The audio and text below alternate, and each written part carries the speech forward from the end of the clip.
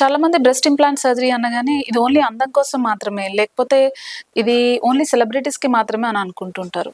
కానీ మా రెగ్యులర్ కన్సల్టేషన్స్‌లో వచ్చే చాలామంది అంటే 80-90% మందిని చూసినట్లయితే వీళ్ళు 30 ఇయర్స్ నుండి 40 ఇయర్స్ మధ్యలో ఉంటుంటారు.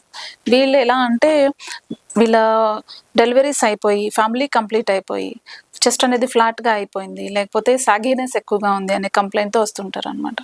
ఈ బ్రెస్ట్ ఇంప్లాంట్ సర్జరీ వల్ల వీళ్ళకేంటి అంటే బాడీ అనేది హార్మోనియస్‌గా కనిపించడం, లేదంటే ప్రపోర్షనేట్‌గా కనిపించడం అనేది జరుగుతుంటుంది.